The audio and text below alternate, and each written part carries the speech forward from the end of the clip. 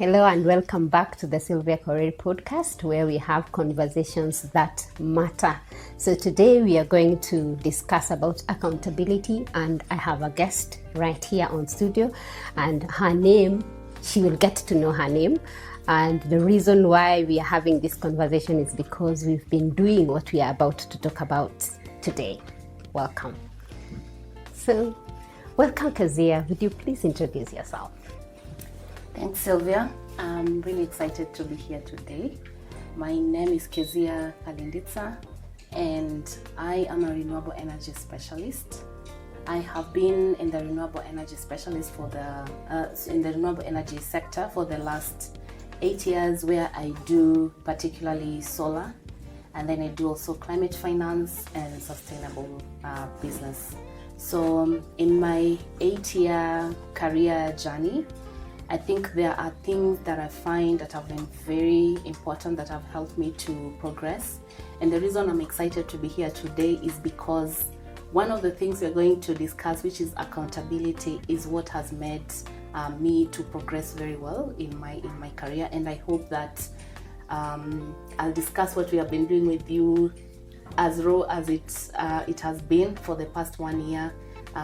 We met during our career coaching program, and it has been an amazing year to be with an accountability partner in a professional setup. Awesome. 1 year already. You mean it's been that long? All right. So, reason why we are talking about accountability is we want to tie it to our goals and how having an accountability partner would help you achieve your goals rather than doing yourself.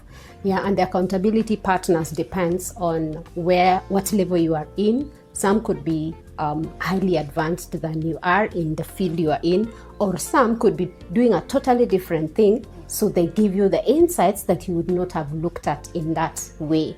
So there are many aspects to accountability. Some could be accountability in the sense that this would be someone who is senior than you, so you are accountable to them in those actions. But in this conversation, it will not be that one. Our kind of accountability that we are going to discuss is how a friend could be able to help you achieve your goals without necessarily calling you out on those hard things in a hard way, but in a more friendly and a conversational manner. So that is our accountability journey, and you'll get to know more of how we've handled it in the past. And in this, I noticed that over 65% of people would achieve their goals better when they have an accountability partner compared to when they're just doing it on their own. Yes, because an accountability partner will help you get unstuck, because we've done that to each other in some aspects. Yes, and we are going to discuss some more on that. So, Keziah, I have a question for you. If accountability was someone, what character would they have, and how would you interact with them? What character would they have? That's a very interesting way to look at it. But before I answer your question, I think right now is a very good time for people to pause and just ask themselves, since you set your resolutions on 1st of January, and now it's, today is when? 11th? 10th of February. Yeah. Since you set your goals for the new year, let me just say new year, maybe the dates don't matter. Have you accomplished any of those? Are you following the process that you had put, or the plan that you had put to follow throughout the year? What is stopping you, and what has made you to achieve or to follow through? So for me, I would say accountability makes me to follow through. It makes me to go back to how I normally set it up is every single end of the month I would check and see, what did I set, and is it now, am I following through, or have I dropped some things? Now, accountability is what will make you look at the ones that you dropped. What can I do about them to bring them back on track? But if accountability had a character, I would give that I would give it a person, and this person would be, I'm thinking of Benjamin Franklin. The reason I'm thinking of Benjamin Franklin is I'm remembering those 13 virtues that he came up with, because he was really known for self-improvement. He was known for understanding that as a human, I'm not perfect, but I can do things that can help me achieve my goals, even if I am not perfect. So for me, that will be Benjamin Franklin. I always go back to his 13 virtues that he set up, and he was a very known figure. So if you don't know about them, you can always check and see what the 13 virtues were. Awesome. I totally love that. Okay, now would you please share an incident where, or rather an experience where accountability was a turning point in your career journey? So sometime in maybe 2 years back, or less than 2 years back, I thought I had achieved, or I had gotten to where I want to be. And then the funding issues started, and then you're told now you're redundant and you have to go home, and you're moving from a state where you're used to a certain routine, a certain paycheck, a certain way of doing things. And here you are, you now have time on your hands, and you don't know how to use that time or how to spend your days. So in that moment of just trying to figure out what should I do with my time, I will spend a lot of time either on LinkedIn. I love building relationships, and therefore I would spend a lot of time on LinkedIn just connecting with people and finding out what's happening in the industry. Sometimes when you're in your job, you just concentrate on the daily things, and you might even miss out on what's happening in your industry. So in that moment, I met a coach, and she was explaining things that I felt were happening in my career through her stories, and I felt connected. I signed up for that coaching program. So once I signed up for that coaching program, it wasn't coaching as usual. So coaching as usual, people would tell you, do this, do that, do this, do that. But this coaching program was very different. It changed a lot, especially in my mind. And therefore, I used that to help me to set up my accountability. I realized that I had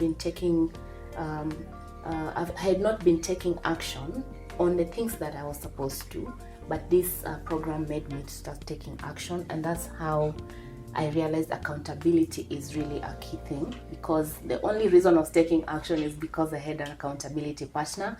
In other situations, I didn't have any accountability partner, and I'm happy to share that accountability partner was our host, Sylvia. Wow. Thank you for that, for reminding me that part. And if I recall well how we've been handling our accountability, it's not you said you will do this and you haven't done. In fact, by virtue of us having a natural conversation, we tend to tell each other how far we are without the prompting questions. Yes. So this brings out another aspect of accountability, maybe that many people do not know. And this is what makes people shy away from accountability, because you are afraid that you will not meet your goals as you have planned. But when we're having a conversation with Kez, it's always tell me what is in your world.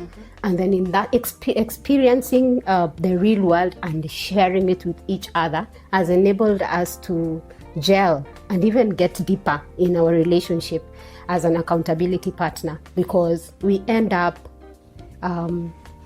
giving each other energy to move on. Sometimes, if I recall well, we would tell each other, I needed this energy for me to go and do action A, which I had been lagging behind this week or in the past few days. So we get to tell each other a lot that is happening, and we help each other in coming out with solutions, really, not necessarily telling each other what to do, but when you share insights, that's what has been helping. And I love that part, because even as a coach, a coach also needs an accountability partner. I don't have it figured out. And you've just mentioned something very interesting, that when we were being paired as accountability partner, what was going on in my mind wasn't so positive. It was, why does she have to partner me with someone and now make me start sharing? Because when you're doing goal setting, some of these things are very personal. Some of them you are trying to overcome your insecurities. They might not be personal, but it could be a certain insecurity that you have. For me, the biggest one has been imposter syndrome. The other one that I've dealt with could be things like procrastination, you know? Yes. So these are very things that I was insecure about at that time. And I was feeling, why do we have to be passionate with someone? I have to talk about these things, and I find them very, very personal, very sensitive to me. But as soon as we were paired, it's important to now check this person you have been paired with. Are they going to make you more insecure? Are they overly critical? You know, you want to have someone that will make you not go worse but improve. So for me, that's one of the things that I looked at, especially when in the initial days when you were getting to know each other. I remember us setting up a call just to find out who is Sylvia, who is Keziah, and then we talked at length. When we're talking at length, I'm sure, Sylvia being Sylvia, I'm sure you were sizing me up in the call, because I was. From my side, I was just trying to tick some check boxes and see if Sylvia is going to be the right person for me or not. So I think that's one of the key things that makes people afraid of accountability, or they don't even know that accountability exists that can really help you to improve and move forward, other than being overly critical. Because I think we have experienced some of those moments where you get someone who's supposed to work with you, or you share something, then they become overly critical. And if you are suffering from procrastination like me, of course you will put it packing and you let it be, and you won't move forward. I totally agree. The part of imposter syndrome, in experience, you notice that also a person who is overly critical will make you experience imposter syndrome more. So instead of helping you out, they actually cause you to doubt yourself even more. So it's important, even when you select an accountability partner, sometimes you may not be having somebody to pair you the way it was a reality in us. There are incidences where you have to find your own accountability partner. So you need to do your checks. As Keziah said, it's very, very important. And if you find that you're not a match with someone, it is okay to end the accountability relationship, because it is more of helping each other collaboratively, bringing out the best from one another and not making somebody else feel worse. So that is very important. Thank you for reminding me of that. Of course, I remember very well the first meeting we had. Then I went at, depending on where you are at. I love the fact that we allowed ourselves to be so real with each other in the accountability. And when you become real, it's easy for you to know whether the relationship is going to continue or not. Same principle we applied when you want to hire a coach. You will not just come to Sylvia and hire them immediately. There are things, checks and balances you'll have to look at before hiring her as your coach. Same way with accountability partner. So thank you for that, Kez. So I just remembered something in scientifically about the how accountability would really help. And this is that if an accountability relationship is not going to take you in the direction you're going, unfortunately sometimes it goes the downward spiral. Just the way any other thing that doesn't work it can really make you go down, and that is not the accountability we want to talk about. We want the accountability where we are able to uplift each other to move up and not pull each other down. And you realize that there are some people who write their goals. They do not have a specific accountability, but they write it online. It is called public accountability. Yes. Yeah, I think that does something to your psychology. Yes. And someone like me, I like keeping my promise, especially the promises I make to myself. So, for example, if I told myself I want to lose 5 kgs and I make it public, the thing that will happen is, in my psychological mind, I will make sure that I'm not letting myself down with the public statement that I made. Mm-hmm. So if I want something to happen, now that I know what accountability is and what the benefits are, I will call Sylvia and tell Sylvia, this is what I'm planning to do. And once that is established, so my psychological being, what is it called? Psychological mind? Subconscious mind it is. My subconscious mind now reminds me all the time that, there's this thing that you promised yourself and you did it publicly. You told Sylvia you have to do it. So I will make sure that the things that I have, the steps that I've put, because you don't just set a goal and then you've set a goal, I'm going to lose 5 kg and that's it. How will you do it? So you have to put the steps. What should I be doing? And follow through. Now following through these steps is what I'm talking about. Every time I'm doing something that is against the steps, I'll be remembering, because you said this publicly to Sylvia, please keep your word. Yes, so and spoken word also speaks to you. You will think I am talking to you right now, Kez, but in essence, I'm also talking to myself. So somehow you will be accountable to you, that is one. Accountable to Kez, that is the next accountability person you'll be handling with. The third one is where somebody broadcasts their own intentions online, on IG for some, on LinkedIn for us who speak a lot on LinkedIn, like Keziah and myself, and others would even put it out there. I saw somebody who was setting a goal for themselves. In the next 100 days, I will do this. He's a podcaster also. But then I noticed, so this person understands actually what we are coming to speak about too. Yeah, because they were putting it publicly that 100, this is my goal, 100. And obviously, you will make other people help you consciously or subconsciously meet your goal. Because that person who has announced doing 100 things, somebody will see and go and help you meet your 100. Because perhaps I'm looking for a host, for somebody to host in the podcast. And they've said I am open to taking people. Definitely they will come. So somehow, public accountability, it does help you meet your goals much better than when you are writing it down alone. So you will write down down on paper, because having written it down, chances of you doing it are much higher than thinking about it in your mind. And I guess, Kez, that's why some of the resolutions never work, because you think in your mind. You think in your mind. You just think about them lightly. Yes.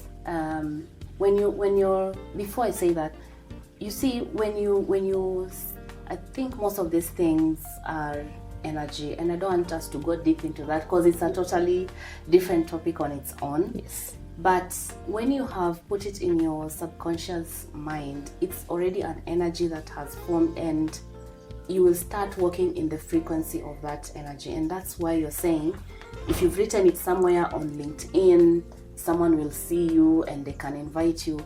But if you just had it in your thoughts, who would have known that you can do this, and they invite you to maybe a speaking engagement, maybe a coaching program, maybe an activity. I think someone just invited me to a CEO's breakfast because of something I wrote on LinkedIn. Awesome. And I'm not yet a CEO, but I think they feel the energy is going that direction. Absolutely. But if you just think it in your head and you're not writing them down, sometimes you lose the points. You lose the specificity. Yeah, so you have to write them down. Yes, absolutely. As a Christian, it's even in the Bible, and it's explicitly written that if you write down your vision, then it will come to fruition. Absolutely. Yeah. That reminds me about goal setting and putting it in a vision board. It's a totally different conversation, but we could just highlight. But I think it's part of being accountable to yourself. Awesome. Yes, of course. Yeah, if you put it on a vision board and put it somewhere, you will always, it's one of the things that you have to do if you have to be accountable to yourself, because the constant seeing it also helps you or puts you in that energy in an environment where you are not going against or dropping some of the goals that you've already set. All right. One of the myths that I recently saw about accountability is the fact that people are thinking that accountability is more of punitive, of what will happen if I don't meet the goals. And you see, the moment you start casting doubt on your goals, definitely you will not take any steps. What do you think about that myth of somebody just feeling that if I write it down, what if I fail? What will happen? What will the relationship continue being? Because I'm sure there are things that even us ourselves in the course of our journey, there are things we haven't met. That is true. We have told each other. Yeah, those what do you think? So for me, first I would question, why is this person feeling this way? Okay. Some people go through experiences and it gets etched into them, and they carry around that. Maybe it's someone who was overly critical of what they were doing, they shared in their accountability journey, and it didn't settle well with them. So I would first find out if that is the case, then let this person find other ways of dealing with that past trauma first before they now choose another accountability partner.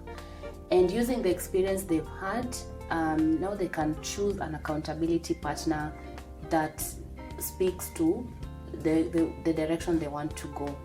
I've had people in my life who have been said accountability partners, but down the line you realize we are not helping each other, we are not challenging each other.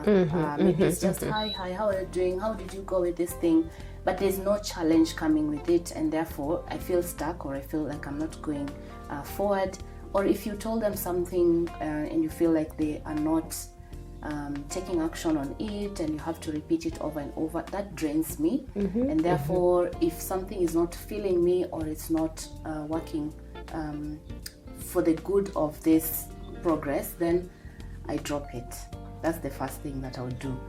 That way it will help you to remove this myth of it's punitive, it's intrusive, because the relationship that I have felt with you, Sylvia, is first it was very professional at first, where we would check how far we have gone with this, and you mention your things. And we decided to take it outside the coaching program because we felt it is working for us. Absolutely. Yeah. So for me, I would say accountability, that is a myth. Accountability is a very, it's a must. It's something that you must have. It's not a myth. However, you have to be careful with who the accountability partner is. The people who form these myths is because of the experience they've had with bad people. As soon as you realize you have boarded the wrong bus, please alight at the next step and forget it and take the next bus. I totally agree with you. When to leave is wisdom, because you cannot hang on there thinking they will change.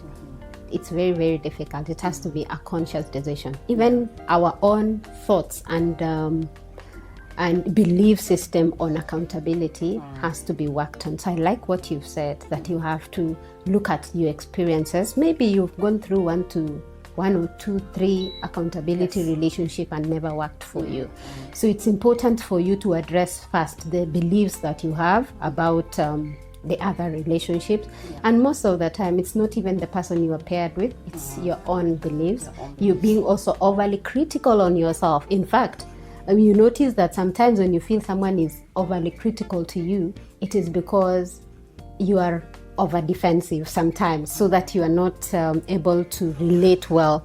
So addressing your own self-limiting beliefs is very, very important, even as you get into accountability relationship, because obviously there are one or two things that would have ticked before you start. So when you start on the wrong footing, I totally agree with you that it is important to and I can disembark. I can add on to that is, you don't have to have one accountability partner. True that. Accountability just means I want someone who I can work with. I'm talking now of the public one, like this pairing and maybe writing. You are looking for someone who will challenge you, who will help you to look at things maybe with a different perspective. But if you have different areas in your life where you think Sylvia might not be the right person for this, then I would have someone else who will be my accountability partner in that direction. So there are different goals that you can set up for yourself, and then you look for different accountability partners in each. The one, because you might be good in like the finance sector, maybe marriage, maybe career, you know, and the likes. But there are other things that I'm dealing with that you might not manage to handle. Yes. And therefore you have to look at what are the areas that I want addressed, and how is accountability going to help me in these areas, and look for someone who will be good at accountability. Of course, I have the advantage of Sylvia being a coach, so I get like almost a full package person, but for sure I have other accountability partners in very niche areas that I feel they are more suitable, or they know how to handle that kind of area. Wow. Now, let me ask you, in our relationship, what is the main success story that you have drawn out from this coaching relationship that you had? I know it's many things, but the one thing that you can think of that is really impactful. In accountability or in general? Yes, of course, the accountability aspect that we've been speaking about. So one of the biggest one for me is taking action and reducing my procrastination. I think I haven't reduced it to 100%. I'm still working on it. But reducing my procrastination to very negligible levels. Nowadays, when we speak about something, taking action has become almost a normal thing, because of how I would speak to you and you would talk to me about how I can just start without thinking about it too much, without worrying about the details. So you first do it and then the details will come, which I've found very helpful, especially in career. Sometimes you want to think about, for me, I'm saying this because my biggest problem was procrastination when it comes to accountability. The reason I was happy to be paired with an accountability partner is to beat this procrastination. Every time we talk about something and we've put down a goal, or I've shared a goal with you, I really fight procrastination, and the accountability has helped me to take action and move forward and not think about too much details. I'm an overthinker when it comes to details, so I want to think of all the steps, make sure everything is perfect before I take the next step. And then you take that next step and you realize, oh, it wasn't even something I'm supposed to do, and yet I've spent so much energy doing the details. So I first take the step nowadays and then work on the details as I move. And that for me has been one of the biggest things. It has helped me to change. It has helped me to check when I'm making decisions. It is helping me to move faster than I was. You have reminded me something, Keziah, that we said let's take the action, the dots will connect later. Yes. That has been nearly it doesn't miss in our conversations. In retrospect. Yes, we will connect the dots in the retrospect. Reason being, as human beings, the way we are wired, and this is purely your brain and how it works. The moment you decide something, the thought of talking yourself out of not taking action comes immediately. So that is where now you're talking about procrastination. So it's the fight. Your brain is telling you, you cannot do it now, you can do it another time, you're not ready and all that. So us speaking to one another, because we do this nearly on a weekly basis, so we talk weekly to each other. So we always remind ourselves that you will connect the dots later. And of course, it is a lived thing that we do. I remember when we were starting the podcast, how we did it. Yeah, it was very interesting how we just said, I am going to do this. And I remember saying, I will do it. And then I remembered later asking myself, hey, I told Kez I am going to do this podcast. I was waiting for your YouTube channel, so you had to do it. So having announced it to her made me, even the morning before, called Keziah that, look, we are about to go to do this podcast. So it reminded, that telling you in the morning was good enough to make me proceed with the action. Because if I had decided to keep quiet about it, nobody would be waiting for me to go and do what I intend to do. That was really something that has become powerful even to me. It doesn't mean that I know everything, as you always say. Yes, I know you really draw a lot from me, and I also draw a lot from you. There's a lot of learning that you get from somebody else. Even if you're a coach, you do not know everything. There are things that I still get from other coaches who are my accountability partners. I ask them, just the way you said you cannot have one accountability partner. Just the same as mentors, you cannot use one mentor. There's a mentor who will mentor you in a particular way, and another will mentor you in a different way. So same, accountability is in terms of your career goals, in terms of your business, in terms of your personal life. But it depends also how deeply connected you are with that accountability partner. It's just the way ours is holistic. That's why it has gotten to this level. We are coming to speak about it to you as evidence that accountability does work. So thank you for reminding me that incident of what we talked about, having written your goals down and telling somebody that what you're about to do, so that they help you stay focused. And staying focused is one of the things that I drew from you guys. You are a great action taker. And tell us about your journey, about how is it that it gets so natural for you to take action? Were you born with it, or? It looks natural from the outside, but it's not natural from where I stand or where I am. It's having a goal, and I told you in the beginning, I love keeping the promises I've made to myself. I do not like disappointing myself. It's one of the things that I think experiences growing up mold you into. Some of these things we can't control them. It's maybe the environment we were brought in that made you start looking at things differently and telling yourself, when I grow up, I am doing this, I am doing that. And you feel like if you do not achieve that, you will have let yourself down. So I'm that kind of person who, I'll just give a blunt example. For example, if we were to do a math test and I got a 50, I will tell myself next time I'm getting 90, and I will do everything that it takes that will help me to achieve that. So it's a principle that I have applied in so many aspects of my life. So when I feel like there's something that is not going the way I would like it to, or there's a moment that I need to take a break, then I'll take that break, sit down. When I'm sitting down, I will reflect and find out what should I do to take this specific goal in the direction that I want it to go. And it has not always been easy to take action. You said it looks natural. but when I'm seated on my desk, it's not natural. It's me ticking a box and being proud of myself at the end of the day.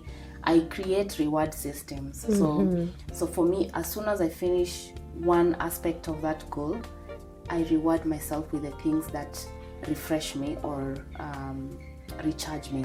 So some of the things that recharge me is like going for walks, reading. I read a lot, and I'll read fiction plus other non-fiction books. So fiction for me is entertainment, that I'll keep it as a reward. So these others are a must read. I'm not using them as rewards. So I'll read a fiction and enjoy myself. So I give myself rewards when I achieve something, and it makes me look forward to that dopamine effect. It makes you look forward to the next achievement so that you get your reward. Awesome. You've talked about an aspect of accountability to yourself and rewarding yourself. Yeah. Yes, that is one of the three parts of accountability, as we've talked about. So another way of checking out for yourself to take action is journaling. I know you journal. I do. I have 3 different journals. Yes. Yes. Awesome. And it's really a good thing because it reminds you, helps you keep yourself in check. Yeah. And the other part, of course, we said of the public way of remaining accountable, and the partner, which has been the major part of our conversation today. Now, and some of this accountability partnership, when we look at it in retrospect, the way we are looking at it now, of course, we've gone through transitions, both of us. And it's interesting how being accountable to each other has lasted the period we were paired in a coaching program. I'm still wondering, how did we end up here? Remind me. How did we end up here after 1 year? Yeah.